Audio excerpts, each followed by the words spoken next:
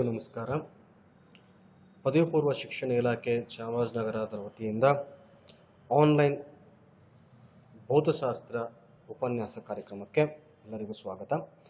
ಕಳೆದ ಸೆಷನ್ನಲ್ಲಿ ನಾವು electric charge and field ಅನ್ನುವ ಪಠ್ಯಕ್ರಮದಿಂದ electric charge, transformation of charge, charging of charge and basic property of charge ಬಗ್ಗೆ ತಿಳ್ಕೊಂಡ್ವಿ. ಈ ಸೆಷನ್ನಲ್ಲಿ ನಾವು ಕೂಲಂಬ್ಸ್ ಲಾ ಮತ್ತು ಅದರ vector form of Coulomb's law ಬಗ್ಗೆ ತಿಳ್ಕೊಳ್ಳೋಣ. ಕೂಲಂಬ್ಸ್ ಲಾನ ನಾವು ಇನ್ನೊಂದು ಹೆಸರು ಅಂತಂದ್ರೆ ಇನ್ವರ್ಸ್ ಸ್ಕ್ವೇರ್ ಲಾ ಅಂತಲೂ ಸಹ ನಾವು ಕರಿತೀವಿ. ಕೂಲಂಬ್ಸ್ ಲಾ ಅನ್ನೋ ಟಾಪಿಕ್ ಸೆಕೆಂಡ್ ಇಯರ್ ಫಿಸಿಕ್ಸ್ ಅಲ್ಲಿ ಬಹಳ ಇಂಪಾರ್ಟೆಂಟ್ ಟಾಪಿಕ್. ಯಾಕಂತಂದ್ರೆ ಯಾವ ವರ್ಷದ ದ್ವಿತೀಯ PUC ವಾರ್ಷಿಕ ಪರೀಕ್ಷೆಯಲ್ಲಿ ಎಲ್ಲ ವರ್ಷದ ದ್ವಿತೀಯ PUC ವಾರ್ಷಿಕ ಪರೀಕ್ಷೆಯಲ್ಲೂ ಸಹ ಇದನ್ನು ಕೇಳ್ತಾರೆ. ಅದರಲ್ಲಿ ನೀವು 2 ರಿಂದ 3 ಅಂಕಗಳನ್ನು ಪಡ್ಕೋಬಹುದು. ಹಾಗಾಗಿ ಗಮನವಿಟ್ಟು ಕೂಲಂಬ್ಸ್ ಲಾನ ಅರ್ಥ ಮಾಡ್ಕೊಳ್ಳೋದು ಬಹಳ ಇಂಪಾರ್ಟೆಂಟ್ ಆಗುತ್ತೆ. ಕೂಲಂಬ್ಸ್ ಲಾ ಪ್ರಕಾರ ಏನ್ ಹೇಳುತ್ತೆ ಕೂಲಂಬ್ಸ್ ಲಾ ಅಂತಂದ್ರೆ, it is a law state that if two charged body are kept in certain distance, they will experience an attractive or repulsive force depending upon the nature of a charge. ಎರಡು charge ಅನ್ನು ನೀವು ಹತ್ರ ತಗೊಬಂದು ಇಡ್ತೀರಾ, with in the electric field area ನೀವು ತಂದು ಇಡ್ತೀರಾ ಅಂತಂದ್ರೆ ಅದು ಅಟ್ರಾಕ್ಟಿವ್ ಅಥವಾ ರಿಪಲ್ಸಿವ್ ಫೋರ್ಸ್ ಅನ್ನು ಒಂದ್ರ ಮೇಲೆ ಒಂದು ಹಾಕ್ತಾ ಇರ್ತವೆ. Depending upon the nature of charges, positive charge and negative charge ಅದರ ಮೇಲೆ ಡಿಪೆಂಡ್ ಆಗುತ್ತೆ. If the bodies are charged by similar electrical charges, ನೋಡಿ ಎರಡು ಚಾರ್ಜ್ ನಾನು ಅಸ್ಯೂಮ್ಷನ್ ಮಾಡ್ಕೊಂಡಿದ್ದೀನಿ, positive charge and here also the positive charge, ಎರಡು ಚಾರ್ಜ್ ನಾನು ಅಸ್ಯೂಮ್ಷನ್ ಮಾಡ್ಕೊಂಡಿದ್ದೀನಿ. ಆ ಎರಡು ಚಾರ್ಜ್ ಅಲ್ಲಿ ಏನಾಗ್ತಾ ಇದೆ ಅಂತಂದ್ರೆ, since they are like charges, they repel each other. ನೋಡಿ, the line dotted line indicate the force acts along the line joining point of two charges ಅಂತ. The force ಅನ್ನು ನಾವಿಲ್ಲಿ ಫೋರ್ಸ್ ಆಫ್ ಎಲೆಕ್ಟ್ರೋಸ್ಟಾಟಿಕ್ ಫೋರ್ಸ್ ಅಂತ ತಗೋತೀವಿ. Electrostatic force ಅಂತ ಯಾಕೆ ತಗೋತೀವಪ್ಪ ಅಂತಂದ್ರೆ, electro charges rest ಅಲ್ಲಿದೆ, ಆ ಕಾರಣಕ್ಕೋಸ್ಕರ ನಾವೇನು ತಗೋತೀವಿ, ಎಲೆಕ್ಟ್ರೋಸ್ಟಾಟಿಕ್ ಫೋರ್ಸ್ ಅಂತ ತಗೋತೀವಿ. ಅದೇ ರೀತಿ similarly if we consider two negative charges, ಎರಡು ನೆಗೆಟಿವ್ ಚಾರ್ಜಸ್ ಅನ್ನ ಕನ್ಸಿಡರ್ ಮಾಡ್ತಾ ಇದ್ದೀವಿ ಅಂತಂದ್ರೆ, ಆ ಟೈಮ್ ಅನ್ನು ಸಹ ಲೈಕ್ ಚಾರ್ಜಸ್ ಆಗ್ತವೆ, ಹಾಗಾಗಿ ಅದು ಎರಡು ರಿಪಲ್ ಆಗುತ್ತೆ. ಒಂದು ಪಾಸಿಟಿವ್ ಚಾರ್ಜ್ ಮತ್ತು ಇನ್ನೊಂದು ನೆಗೆಟಿವ್ ಚಾರ್ಜ್ ಅನ್ನು ನಾವು ಕನ್ಸಿಡರ್ ಮಾಡೋದಾದರೆ, ಆ ಕೇಸಲ್ಲಿ ಏನಾಗುತ್ತಪ್ಪ ಅಂತಂದ್ರೆ, they repel each other. It emphasise like charges repels, unlike charges attracts ಅಂತ ಹೇಳಿ. ಹಾಗಾದ್ರೆ ಇದೊಂದೇ ಪ್ಯಾರಾಮೀಟರ್ ಸಾಕ ನಮಗೆ ಕೂಲಂಬ್ಸ್ ಲಾನ ಡಿಫೈನ್ ಮಾಡಲಿಕ್ಕೆ, ಅರ್ಥ ಮಾಡ್ಕೊಳ್ಳೋದಕ್ಕೆ ಅಂತಂದ್ರೆ ಇಲ್ಲ. First of all we have to understand on what factor the law is based upon ಅಂತ. ವಾಟ್ ಫ್ಯಾಕ್ಟರ್ ಅನ್ನು ನೋಡೋದಾದ್ರೆ, the force is a vector quantity, which means it has direction addition with magnitude.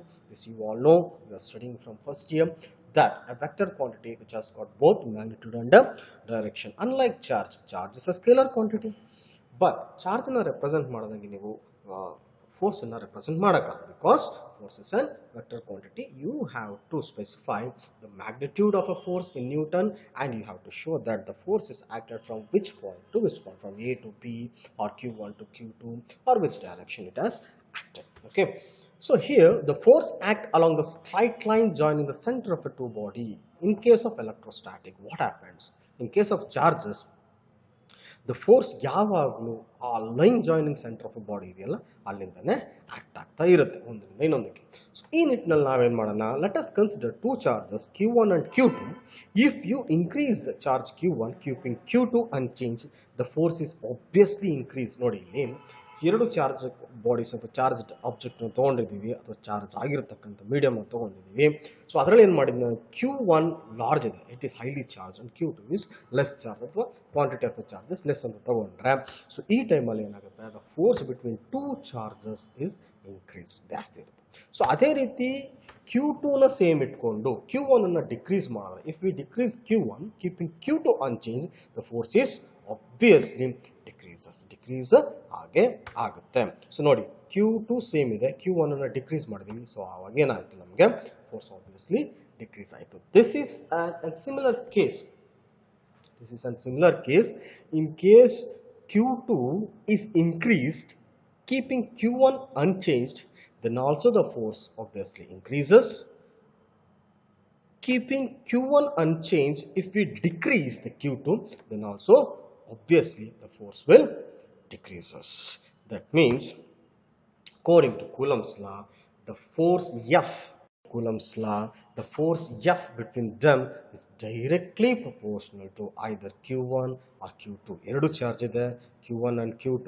So ಅದೇನಾಗುತ್ತೆ, line joining point ಸ್ವಲ್ಪ ಲೈಟಾಗಿ ಕಾಣ್ತಾ ಇದೆ ಅವೆರಡರ ಮಧ್ಯೆ ಇರ್ತಕ್ಕಂಥದ್ದು line joining point. So either it is F is directly proportional to Q1 or it is directly proportional to Q2. Combining both two, by in other words, we will have F is directly proportional to Q1 and Q2. ಅಂತಂದ್ರೆ coulombs ಲಾ ಚಾರ್ಜ್ನ strength ಮೇಲೆ ಆ ಎರಡರ ಮಧ್ಯೆ ಇರತಕ್ಕಂಥ force depend ಆಗುತ್ತೆ. Even though the force applying force acting from Q1 to Q2 is equal to Q2 to Q1. It applies same force because this force obeys Newton's law. For every action there will be equal and opposite reaction, but it is F is directly proportional to Q1 and Q2. Then coming to next, in next case keeping both charge unchanged, ಮತ್ತೆ ಇನ್ಯಾವ parameter ಮೇಲೆ depend ಆಗುತ್ತೆ ಅಂತ ಹೇಳೋದಾದ್ರೆ, in next case keeping both charge unchanged, if we bring the charged body near to each other, the force between them increases. ನೋಡಿ, ಅಲ್ಲಿರ್ತಕ್ಕಂಥ ಚಾರ್ಜನ್ನು ಯಾವುದನ್ನು decrease ಮಾಡಿದೆ ಯಾವುದನ್ನು ಇನ್ಕ್ರೀಸ್ ಮಾಡಿದೆ ಹತ್ರ ತಗೊಬಂದ್ರೆ ಆ ಟೈಮಲ್ಲಿ ಏನಾಗುತ್ತೆ, ನಮಗೆ ಫೋರ್ಸು ಇನ್ಕ್ರೀಸ್ ಆಗುತ್ತೆ, which is clearly shown by the arrow marks. Okay, if we take them away from each other, the force will between them decreases. ಅದನ್ನು ದೂರಷ್ಟು ನೀವು ತಗೊಂಡು ಹೋಗ್ತಾ ಇದ್ದಂಗೆ ಏನಾಗುತ್ತೆ, the force between them decreases. ಅಂದರೆ ನಮ್ಗೆ ಇಲ್ಲಿ ಎರಡು ವಿಷಯ ಗೊತ್ತಾಗುತ್ತೆ. ಏನು ಗೊತ್ತಾಗುತ್ತಪ್ಪ ಅಂತಂದ್ರೆ, ಕೂಲಂಬ್ಸ್ ಲಾ ಅನ್ನೋದು ಚಾರ್ಜ್ ಮೇಲೆ ಡಿಪೆಂಡ್ ಆಗುತ್ತೆ, ಆಮೇಲೆ ಡಿಸ್ಟೆನ್ಸ್ ಮೇಲೆ ಡಿಪೆಂಡ್ ಆಗುತ್ತೆ. If the distance between their center of the charge is r, it can be proved that the force acting on them is inversely proportional to r square. That is, F is inversely proportional to r square. ಈ ಒಂದು ಕಾರಣಕ್ಕೆ ಇದನ್ನು ನಾವೇನಂತ ಕರಿತೀವಿ, inverse square ಲಾ ಅಂತ ಕರಿತೀವಿ.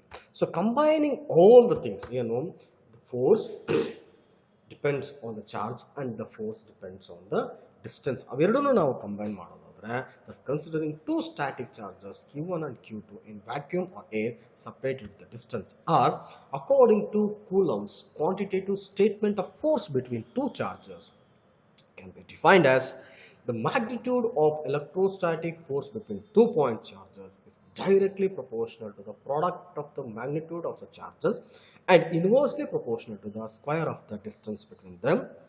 The direction of this force is act along the line joining the two charges.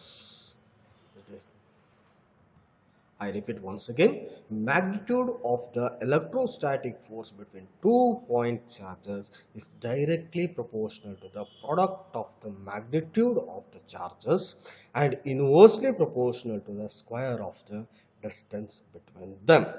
The direction of this force is act along the line joining the two charges. ಆರು line ಆಯಿತು, ನಮಗೆ ಜ್ಞಾಪಕ ಇಟ್ಕೊಳ್ಳೋದಕ್ಕೆ ಬಹಳ ಕಷ್ಟ ಅನಿಸುತ್ತೆ ನಿಮಗೆ. ಹಾಗಾಗಿ ಏನು ಮಾಡೋಣ, ಇದೇ ಒಂದು ಈಕ್ವೇಶನ್ ಅಥವಾ ಇದೇ ಒಂದು ಸ್ಟೇಟ್ಮೆಂಟ್ ಅನ್ನು ಮೂರು ಭಾಗಗಳಾಗಿ ವಿಂಗಡಿಸ್ಕೊಳ್ಳೋಣ. ಮೊದಲನೇ ಭಾಗ ನಾವು ಮೊದಲನೇ ಅಬ್ಸರ್ವೇಷನ್ ಮಾಡಿದ್ವಿ, ಏನದು, magnitude of electrostatic force between 2 point charges is directly proportional to the product of the magnitude of the charges. ಒಂದನೇ ಭಾಗ. ಎರಡನೇ ಭಾಗದಲ್ಲಿ ನಾವೇನು ಮಾಡಿದ್ವಿ, ಡಿಸ್ಟೆನ್ಸ್ಗೆ ಹೇಗೆ ಅದು ಡಿಪೆಂಡ್ ಆಗುತ್ತೆ ಅಂತ ಮಾಡಿದ್ವಿ, ಅದು ಎರಡನೇ ಭಾಗ ಮಾಡ್ಕೊಳ್ಳೋಣ. And inversely proportional to the square of the distance between them. So ಮೂರನೇ ಭಾಗ ಏನು ಮಾಡ್ಕೊಳ್ಳೋಣ, the direction of this force is act along the line joining the two charges. ನಾನು ಯಾಕೆ ಇದನ್ನ ಮೂರು ಭಾಗಗಳಾಗಿ ಮಾಡಿಕೊಂಡು ನೀವು ಜ್ಞಾಪಕದಲ್ಲಿ ಇಟ್ಕೊಳ್ಳಿ ಅಂತ ಹೇಳ್ತಾ ಇದೀವಿ ಅಂತಂದ್ರೆ, ಇಲ್ಲಿ ಪ್ರತಿಯೊಂದು ವರ್ಡು ಸಹ ಇಂಪಾರ್ಟೆಂಟ್ ಆಗುತ್ತೆ. Either you miss product or magnitude or proportional or inversely or directly, ಯಾವುದೇ ಒಂದು ವರ್ಡನ್ನ ನೀವು ಮಿಸ್ ಮಾಡಿದ್ರು ಲಾದು ಎಂಟೈರ್ ಸ್ಟೇಟ್ಮೆಂಟೇ ಚೇಂಜ್ ಆಗೋಗುತ್ತೆ. ಹಾಗಾಗಿ ಯಾವುದೇ ರೀತಿಯಾದ ನೀವು ಫುಲ್ ಮಾರ್ಕ್ಸನ್ನು ಪಡೆದುಕೊಳ್ಳೋದಿಲ್ಲ. ಸೊ ಇದರ ಅರ್ಥ ಇಷ್ಟೇ, ಎಲೆಕ್ಟ್ರೋಸ್ಟಾಟಿಕ್ ಫೋರ್ಸ್ ಮ್ಯಾಗ್ನಿಟ್ಯೂಡ್ ಏನಿದೆ ಟೂ ಚಾರ್ಜಸ್ ನಡುವೆ ಅಂತಂದ್ರೆ, it is directly proportional to the product of magnitude of charges and inversely proportional to the square of the distance between them. ಆ ಫೋರ್ಸು ಅವೆರಡರ ಮಧ್ಯೆ ಚಾರ್ಜ್ನ ಮಧ್ಯೆ ಸ್ಟ್ರೈಟ್ ಲೈನ್ ಡ್ರಾ ಮಾಡಿದ್ರೆ ಹೇಗಿರ್ತದೋ ಅಲ್ಲಿ ಆಕ್ಟ್ ಆಗ್ತಾ ಇರುತ್ತೆ ಅನ್ನುವಂಥದ್ದು. ಸೊ ಅದನ್ನು ನಾವೀಗ ಫಾರ್ಮಲೈಸ್ ಮಾಡೋಣ. ಫಾರ್ಮಲೈಸ್ಡ್ ಹೆಂಗ್ ಮಾಡೋಣ ಅಂತಂದ್ರೆ, thus considering two charges Q1 and Q2 ನಾವು ಅಸ್ಯೂಮ್ಷನ್ ಮಾಡ್ಕೊಂಡಿದ್ದೀವಿ, separated with the distance r in air, we have ಎರಡು ಚಾರ್ಜಸ್ Q1 and Q2 ಇದೆ. ಸೊ ಅದನ್ನ ನಾವೇನ್ ಮಾಡಿದೀವಿ, ಏರ್ ಅಲ್ಲಿ r ಡಿಸ್ಟೆನ್ಸ್ ಅಲ್ಲಿ ಇಟ್ಕೊಂಡಿದೀವಿ. Let that happens. Considering all the things, we have f is directly proportional to Q1 and Q2 by first, f is inversely proportional to r square by second. Combining all those things, we have f is directly proportional to Q1 Q2 by r square. Then combining that, already ಒಂದು proportional ಇದೆ ಅಂತಂದ್ರೆ ನಾವೇನ್ ಮಾಡ್ತೀವಿ, ಅದಕ್ಕೊಂದು constant ಇಲ್ಲಿ ಯಾಕೆ ಬರುತ್ತೆ ಅಂತಂದ್ರೆ ಎಲ್ಲಾ ಟೈಮ್ ಅಲ್ಲಿ ಚಾರ್ಜ್ ಏರ್ ಅಲ್ಲಿ ಅಥವಾ ವಾಕ್ಯೂಮ್ ಅಲ್ಲಿ ಇರುತ್ತೆ ಅಂತ ನಾವು ಹೇಳಲಿಕ್ಕೆ ಬರಲ್ಲ. Some time it changes the medium. It may be in air, it may be in water, it may be in between the glasses. So ಹಾಗಾಗಿ ಒಂದು ಪ್ರಪೋರ್ಷನಾಲಿಟಿ ಕಾನ್ಸ್ಟೆಂಟ್ ಬರಬೇಕಾಗತ್ತೆ. So the force is not same for every medium. ಎರಡು charge ಎಲ್ಲ ಇಡ್ತೀರ ಅಂತಂದ್ರೆ ಅವ್ರ ಮಧ್ಯೆ ಇರತಕ್ಕಂಥ ಫೋರ್ಸ್ ಎಲ್ಲಾ ಮೀಡಿಯಂಗೂ ಸೇಮ್ ಇರಬೇಕಾಗಿಲ್ಲ. Variation of force is determined by the constant K. ನಾನು ಮೊದಲೇ ಹೇಳ್ದಂಗೆ ಅರ್ಥ ಆಯ್ತಾ. Wear K is proportionality constant with value is 1/4πε0, and ಅದನ್ನು ನಾನು ನ್ಯೂಮರಿಕಲ್ ಕನ್ವರ್ಟ್ ಮಾಡೋದಾದ್ರೆ it is equal to 9 × 10⁹ newton metre square coulomb inverse square. So ಅಲ್ಲೊಂದು ಹೊಸ ಆಲ್ಫಾಬೆಟಿಕ್ ನಮಗೆ ಅಂತ ಹೇಳೋದಾದ್ರೆ ಕಾಯಿನ್ ಆಗುತ್ತೆ ಎಪ್ಸಿಲಾನ್ ನಾಟ್ ಇದೆ ನೋಡಿ. ಸೊ ಈ ಎಪ್ಸಿಲಾನ್ ನಾಟ್ ಅನ್ನೋದು ನಿಮಗೆ ಕಾಯಿನ್ ಆಗುತ್ತೆ. So this epsilon not we called as permittivity of a vacuum or air. So what is permittivity? So permittivity is that we already stated that this force is not same for every medium. The medium may be in between the glass, and medium may be in the air, medium may be in the water.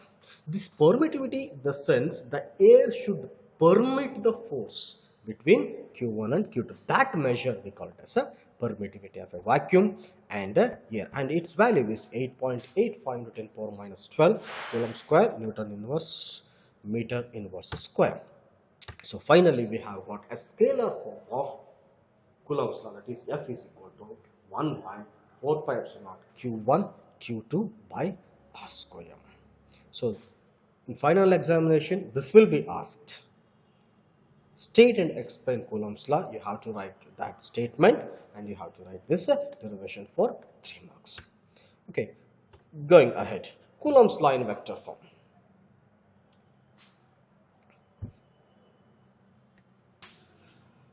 So going ahead, Coulomb's law in vector form. So let us study that how it is represented. Likewise, we already stated that force is unlike charge. It has got both magnitude and directions. So considering two charges Q1 and Q2 separated with point O, let it R1 be the radius vector to Q1 and R2 be the distance from O to Q2. The difference of R12 vector is equal to R vector 2 minus R1 vector. Then the force acting on Q2 due to Q1 is F12, that is along this side. The force acting on Q1 due to Q2 we can take as F21 on the other side. So the vector leading Q1 to Q2 is denoted by R12, that is equal to vector R2 minus vector R1. The vector leading Q2 to Q1 is denoted by R21, that is equal to vector R1 minus vector R2. Finally, if you observe these two equations, we can write as R vector 21 is equal to minus R vector 12, because both are acting opposite direction. So by definition we can tell that position vector is equal to magnitude into unit vector. In defining the unit vector, so unit vector is equal to the position vector divided by the magnitude vector in case of R12 and in case of R21 also. Then assuming these two equations, we can write R21 vector, a unit vector, is equal to R12 unit vector. Finally, Coulomb's force law between 2 point charges Q1 and Q2 located at R1 and R2 is, we derive the force on Q1 due to Q2 be F vector 12 is equal to 1/4πε0 Q1 Q2 divided by Q12 square Q12 cap. Cap indicate it as an unit vector with direction of force applied. So similarly, F21 vector, the force on Q2 due to Q1 can be written as F21, it is equal to 1 by 4 pi epsilon naught q1 q2 divided by r21 square r21 cap. Cap represent the unit vector. So to Coulomb's law in the vector form. So ಅರ್ಥ ಮಾಡ್ಕೊಳ್ಳೋದಾದ್ರೆ ಇಲ್ಲಿ ಎರಡು charge ಅನ್ನು ನಾವು consider ಮಾಡ್ಕೊಂಡಿದ್ದೀವಿ. ಎರಡು charge ಅನ್ನ ಯಾವ ಪಾಯಿಂಟ್ಗೆ ಓ ಅನ್ನೋ ಒಂದು ಪಾಯಿಂಟ್ಗೆ ಕಾಮನ್ ಆಗಿ ಕನ್ಸಿಡರ್ ಮಾಡಿಕೊಂಡು ಅವೆರಡನ್ನು ರೇಡಿಯಸ್ ವೆಕ್ಟರ್ ಬರ್ಕೊಂಡಿದ್ದೀವಿ. ಸೊ ಅದು r1 vector and r2 vector ಬರ್ಕೊಂಡಿದ್ದೀವಿ. ಸೊ q1 ಮೇಲೆ q2 ಎಷ್ಟು ಫೋರ್ಸ್ ಆಗ್ತಾ ಇದೆ ಅಂತಂದ್ರೆ, so that is given by here. So F12 is equal to 1 by 4 pi epsilon naught q1 q2 divided by r12 square r cap 12. So ಅದೇ ರೀತಿ the force on q2 due to q2 ಮೇಲೆ ಎಷ್ಟು force ಬೀಳ್ತಾ ಇದೆ ಅಂತಂದ್ರೆ, so that is nothing but F21 is equal to 1 by 4 pi epsilon naught q1 q2 divided by r21 square r12. So it indicates what it indicates. It indicates by interchanging 1 and 2 in above equation, we can successfully derive or understand F12 vector is equal to minus F21 vector. This Coulomb's law agrees with the Newton's third law, like I ಮೊದಲೇ ಹೇಳಿದಂಗೆ. So ಇದು Newton's ಲಾ. ನಾವು whatever the magnitude of charge q1 or charge q, it is not a matter. It's not a matter. If a charge 1 is 100 coulomb and the charge 2 is 10 coulomb, the force between these two is 1:1 ratio. The force applied by q1 or q2 is equal to the force applied q2 by q1. That we got as force is equal to negative sign of other force, that is F12 vector is equal to minus F21 vector. So generally ಏನು ಮಾಡ್ತಾರೆ, examination purpose ಅಲ್ಲಿ ನಾವು ಇದನ್ನ ಕಲಿಯೋದಾದ್ರೆ vector form ಅನ್ನ, so ಅವ್ರೇನು ಕೇಳ್ತಾರೆ, so derive the equation of Coulomb's law in vector form or represent the equation of Coulomb's law in vector form, explain the term ಅಂತ ಕೇಳ್ತಾರೆ. So 2 marks. ಸೊ ಹಾಗಾಗಿ final equation ಅಂತ ಬರ್ಕೋಬಿಡೋಣ. F12 vector is equal to 1 by 4 pi epsilon naught r12 square q1 q2 r12 cap. You can specify that the force on charge q1 due to q2 is given by ಅಂತ ಹೇಳಿ ಈ derivation ಬರೆದು, where r cap, r unit vector 12, it's a unit vector along F12 and r12 is a distance between q1 and q2. So q1 and q2 and epsilon naught is the permittivity of a space. So going to the next slide, force between the multiple charges. Like now we have studied, ಒಂದು charge ಇದ್ದರೆ ಏನು force ಆಗುತ್ತೆ, ಎರಡು charge ಇದ್ರೆ ಏನು force ಆಗುತ್ತೆ. Multiple charges ಇದ್ದರೆ so Coulomb force equation ಹೆಂಗಿರುತ್ತೆ ಅಂತ ನೋಡೋಣ.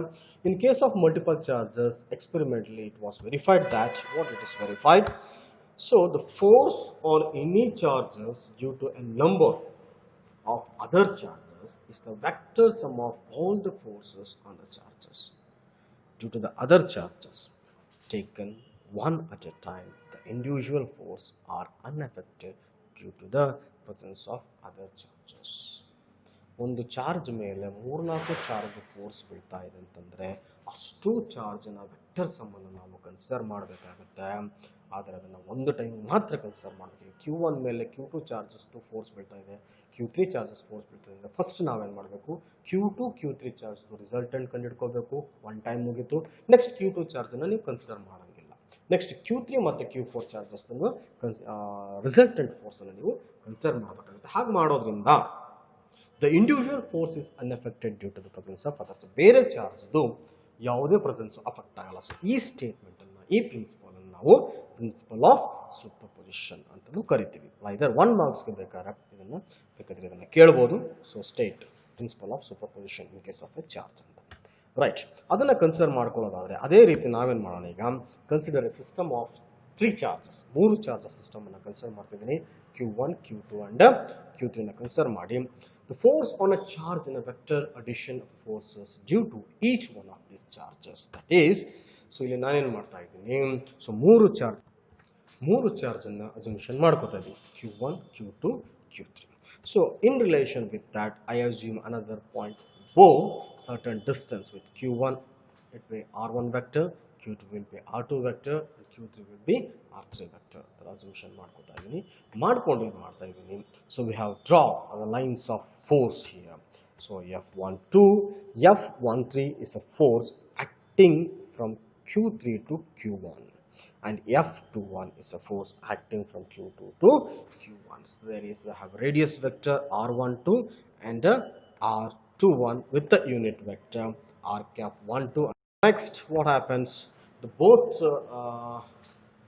forces, the magnitude of forces according to the vector addition of parallelogram law of vector additions, you can consider that a resultant force act along the diagonal point of the two charges adjacent to force acting on an adjacent side. So that is the resultant force will be at F1. So let us see what is the equations coming on. So the force on Q1 and Q2 is denoted by, so F12, that is 1 by 4 pi epsilon naught Q1 Q2 divided by R12 square R12 cap. The force on Q1 due to Q3 is denoted by F13. F vector 13 is equal to 1 by 4 pi epsilon naught Q1 Q2 divided by R13 square R13 cap. So again I am coming again. ಏನು ಮಾಡಿದೀವಿ ಇಲ್ಲಿ ಮೂರು system of a charge ಇಂದ ಮೂರು charge ಅನ್ನು ತಗೊಂಡಿದ್ದೀವಿ. ಮೂರು charge ಅನ್ನು ನಾವೇನು ಮಾಡಿದ್ವಿ, ಒಂದು ಕಾಮನ್ ಪಾಯಿಂಟ್ O ಅನ್ನೋ ಜಾಗದಿಂದ ತಗೊಂಡು ಅದಕ್ಕೆ R1 R2 R3 ಆ ಥರ ಡಿಸ್ಟೆನ್ಸ್ ಕೊಟ್ಕೊಂಡಿದ್ದೀವಿ. ಸೊ ಏನಾಗುತ್ತೆ, Q2 ಅನ್ನೋ ಚಾರ್ಜ್ Q1 ಮೇಲೆ ಫೋರ್ಸ್ ಆಗ್ತಾ ಇದೆ, ಅದನ್ನು ನಾವು F12 ಅಂತ ತಗೊಂಡಿದ್ದೀವಿ. Q3 ಚಾರ್ಜಸ್ Q1 ಮೇಲೆ ಫೋರ್ಸ್ ಆಗ್ತಾ ಇದೆ, ಅದನ್ನು ನಾನು F13 ಅಂತ ತಗೊಂಡಿದ್ದೀವಿ. ಸೊ ಇವೆರಡನ್ನ ನಾವು ಫಸ್ಟ್ ಇಯರ್ಲಿ ಕಲ್ತಿರೋಂಗೆ ಪ್ಯಾರಲೋಗ್ರಾಮ್ ಲಾ ಆಫ್ ಅಡಿಷನ್ಸ್ ಪ್ರಕಾರ ಏನಾಗುತ್ತೆ, ಅವೆರಡು ಪ್ಯಾರಲೋಗ್ರಾಮ್ದು ಅಡ್ಜಸೆಂಟ್ ಸೈಡ್ ಅಂತ ರೆಪ್ರೆಸೆಂಟ್ ಆದರೆ ಅದರ ಡಯಾಗೋನಲ್ ನಮಗೇನು ಸಿಗುತ್ತೆ, ಅದರದ್ದು ಫೋರ್ಸ್ ನೆಟ್ ಫೋರ್ಸ್ ಸಿಗುತ್ತೆ. ಹಾಗಾಗಿ ಈ ಸಿಚುವೇಶನ್ ಅಲ್ಲಿ ನನಗೆ F1 ಅನ್ನೋದು ನೆಟ್ ಒನ್ ಫೋರ್ಸ್ ಆಗುತ್ತೆ. ಸೊ ಹಾಗಾಗಿ ಇಂಡಿವಿಜುವಲ್ ಆಗಿ ನಾನು ಏನು ಮಾಡ್ತಾ ಇದ್ದೀನಿ, Q1 ಮೇಲೆ Q2 ಫೋರ್ಸ್ ಎಷ್ಟಿದೆ, Q1 ಮೇಲೆ Q3 ಫೋರ್ಸ್ ಎಷ್ಟಿದೆ ಅಂತ ಎರಡು ಈಕ್ವೇಶನ್ಸ್ ಅನ್ನ ಬರ್ಕೊಂಡಿದ್ದೀನಿ. ಆಯ್ತಾ, ಇಷ್ಟು ಅರ್ಥ ಆಗಿದೆ ಅಂತ ಅನ್ಕೋತೀನಿ. ಸೊ ಅದಾದ್ಮೇಲೆ ಏನು ಮಾಡೋಣ, ಇಲ್ಲಿ ದ ಟೋಟಲ್ ಫೋರ್ಸ್ ಅನ್ನ ಕ್ಯಾಲ್ಕುಲೇಟ್ ಮಾಡೋಣ. The total force on Q1 due to two charges Q1 and Q3 ಇಂದ ಏನಾಗುತ್ತೆ, F1 vector is equal to F12 plus F2. ಆಗಲೇ ಹೇಳ್ದಂಗೆ vector law of addition of parallelogram ಪ್ರಕಾರ ಇದನ್ನು ಬರ್ಕೋಬಹುದು. ಸೊ ಆವಾಗ ಏನಾಗುತ್ತೆ, each force will be added 1 by 4 pi epsilon naught Q1 Q2 divided by R12 square R12 cap plus 1 by 4 pi epsilon naught Q1 Q3 divided by R13 square R13 cap add ಆಗುತ್ತೆ. So likewise force can be generalized to a system of a charge more than 3 ನಾನು ಮಾಡಬಹುದು. ಆವಾಗ ಏನು ಮಾಡ್ತೀನಿ, so ಇಲ್ಲೋ ಒಂದು 3 4 5 ತಗೊಂಡು n number of charge ಇದೆ ಅಂತ ನಾನು ಕನ್ಸಿಡರ್ ಮಾಡ್ಬೋದು. n ನಂಬರ್ ಆಫ್ ಚಾರ್ಜ್ ಇದೆ ಅಂತ ಕನ್ಸಿಡರ್ ಮಾಡ್ಕೊಂಡಾಗ ಏನಾಗುತ್ತೆ ನನಗೆ, so F12 F13 goes on it go for F1n.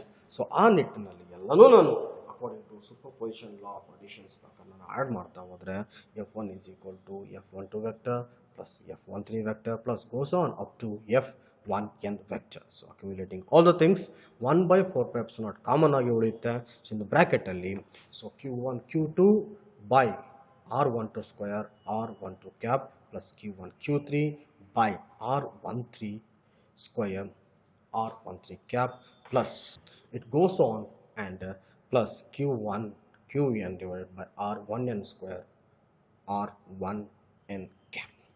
So ಇದನ್ನೆಲ್ಲ ನಾನು ಸಮರೈಸ್ ಮಾಡಿ ಏನು ಗೊತ್ತಾಗುತ್ತೆ ನನಗೆ ಅಂದರೆ, the vector sum is obtained as usual by the parallelogram law of addition of vectors. So summarizing all the things, generalizing all the things, F1 vector, if n number of charge ಇದೆ ಒಂದು ಚಾರ್ಜಿನ ಸುತ್ತ ಅಂತಂದರೆ ಆ n number of charge particular ಆಗಿ charge Q1ಗೆ ಎಷ್ಟು force ಆಗ್ತಾ ಇದೆ ಅಂತಂದರೆ, ಸೊ ಒನ್ಸ್ ಅಗೇನ್ ಎಲ್ಲನೂ ನಾವು ಸಮರೈಸ್ ಮಾಡಿದಾಗ ಏನು ಬರುತ್ತೆ, so F1 vector is equal to Q1 by 1 by 4 pi epsilon naught. Q1 ಯಾಕೆ ಹೊರಗಡೆ ತಗೊಂಡಿದ್ದೀವಿ ಅಂತಂದರೆ it is A constant charge and the charge number may vary from I is 2 to n. A summation charge, it can vary up to n number. So Qi divided by R1i square R1i cap. Finally, all the electrostatic is basically a consequence of Coulomb's law and the superposition principles. ಎಲ್ಲ electrostatic is Coulomb's law and superposition principle ಮೇಲೆ depend ಆಗಿರುತ್ತೆ. So Coulomb's law ಒಂದು basic ಕನ್ನಡಿ ಇದ್ದ ಹಾಗೆ. So electric charge ಬಗ್ಗೆ ನೀವು ಎಲ್ಲಿ ತನಕ ಓದ್ತೀರಾ ಅಥವಾ ಎಲೆಕ್ಟ್ರಿಕ್ ಫೀಲ್ಡ್ ಬಗ್ಗೆ ನೀವು ಎಲ್ಲಿ ತನಕ ಓದ್ತೀರಾ ಅಲ್ಲಿ ತನಕನೂ ಈ ಕೂಲಂಬ್ಸ್ ಲಾ ಅನ್ನೋದು ತುಂಬ ಇಂಪಾರ್ಟೆಂಟ್ ಆಗುತ್ತೆ. ಅದನ್ನು ಗಮನವಿಟ್ಟು ನೀವು ಅಬ್ಸರ್ವ್ ಮಾಡಿ ಅನಲೈಸ್ ಮಾಡಿ ಅರ್ಥ ಮಾಡ್ಕೋಬೇಕಾಗತ್ತೆ. So hopefully this video has helped you to understand the Coulomb's law and the Coulomb's law in vector form. Thank you so much.